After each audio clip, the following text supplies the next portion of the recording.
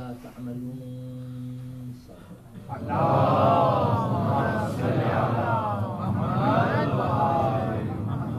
We have an impression about Imam al-Sajjad, that Imam al-Sajjad, after Shahadat of Karbala and after the martyrdom in Karbala, he was always crying, and of course, at every time, whenever food used to be presented to him, he would remember Imam al-Hussein. Whenever water would come in front of him, he would remember Imam al-Hussein. At every level he would be crying. Even when he goes into the market and he sees that an animal has been slaughtered, and he stops the butcher and says, "Have you given him some water?" And he says, "Yes." "Oh, son of Rasulullah, we are Muslims. We don't kill the animal before we feed him and before we give him water." So then Imam al-Sajjad would weep and say, "But my father did not get water, though he asked for it several times." And of course, the action of Imam cannot be questioned around 32 or 34 years which he lived after Karbala. He was weeping at every time, every moment, either in the aza of Imam al-Hussein, either in the love of Almighty Allah. But one thing that we have an impression that he was just crying, then what did he do? Was he just 34 years, he was just crying and crying and crying? So what did he do? Because we people understand when something moves. We see the results, and we want to know what results have been brought. Therefore, we don't see at the presence of the Imam itself was a cause of barakah and a cause of hidayah, and because of the presence of Imam himself, what was happening that the enemies of Ahlul Bayt could not do several things because of his presence.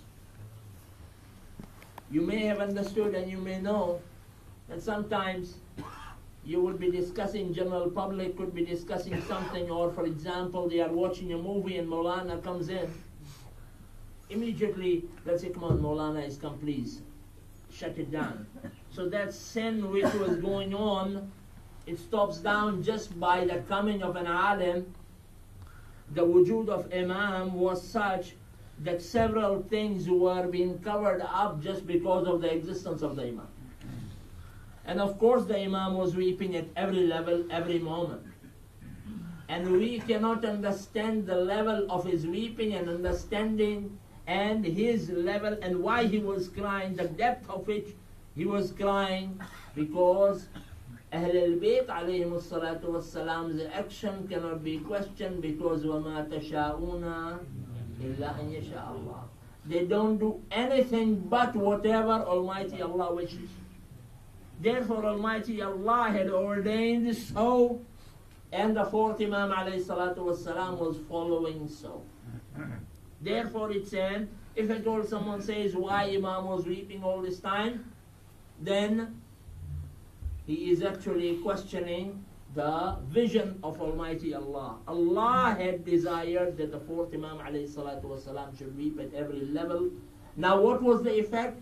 That you people hear all the time, and that is always discussed, that fourth Imam alayhi salatu wasalam, when he was weeping, people started asking him, people started gathering around him, and people started questioning him, and then people started developing the love of Ahlul Bayt alayhi salatu wassalam, and that is the way how they were attracted to the religion of Ahlul Bayt. And Imam al-Sajjad alayhi salatu wassalam, slowly, through dua, through munajats, he spread the knowledge.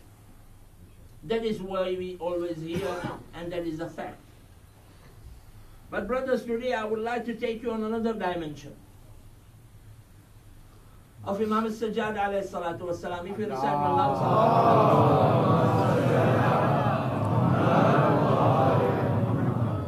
even in the life of our fourth Imam, you will see, which is very prominent, that Imam Sajjad alayhi salatu wasalam had several maids and several slaves. He used to buy several slaves and maids. And you may have heard about the riwayah that every holy month of Ramadan, when he would start, Imam would keep a book. And in that book, he would write every mistake the maid or the slave has done. So every page would be dedicated to one slave or one maid. And Imam would write whatever mistakes they have done during the month. Then during the day of Eid, Imam would call them. And Imam would count all their mistakes, and they would all agree. And once they would agree, Imam would say, now, on the day of Eid, I'm forgiving you. These are the slaves and the maids who have lived with the Imam 1 year almost. Every year, during the holy month of Ramadan, as soon as it starts, everyone knows that his mistakes are written. During the year, no mistakes are written. Only in the holy month of Ramadan. He would keep a page, every mistake of every slave and maid was written. On the day of Eid, Imam counts, everyone agrees. Imam says, now, are you sorry about it? Yes, I'm sorry about it. Imam says, I'm forgiven. When everyone is forgiven, then Imam says, now pray for me also the way I have forgiven you. May Allah forgive me. Did Imam need the forgiveness of the slaves? He is the source of forgiveness. Ja'uka fastaghfirullah wastaghfirullah wastaghfirullah rasul lawajadullah tawwabar rahima. Until they don't come to you, O Prophet, and then they don't do istighfar, and the Rasul does not ask for istighfar for them. These are the conditions of forgiveness. They should come to you, O Prophet, and this is the son of the Prophet. Did he need to beg the forgiveness? Imam never makes a mistake. No. But he was teaching us how to treat the slaves, how to treat people who are under us. Anyway, what would happen on the day of Eid when Imam would forgive everyone?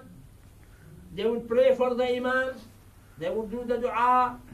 That is, whenever you forgive someone, whenever you meet someone, you give him dua and take dua from him. We say normally when we part each other, we say iltimasa dua. Iltimasa dua means please pray for me. Remember, brothers, anyone who requests you, please pray for me, it becomes wajib on you to pray for him. It is his haqq, it is his right. On the day of Qiyamah, if at all you don't pray for him and you forget, he can catch you on full salat and say, that is the haqq of a mu'min. 30 rights of a mu'min after that. Whenever he requests you to pray for him, pray for him. Therefore, whenever someone says iltimasa dua, immediately give him the dua. Salamukumullah or hafadhakumullah. May Allah keep you safe. May Allah keep you safe and sound. Give him the dua instantly before you forget. That is necessary. Please recite from Allah salawat ala Muhammad wa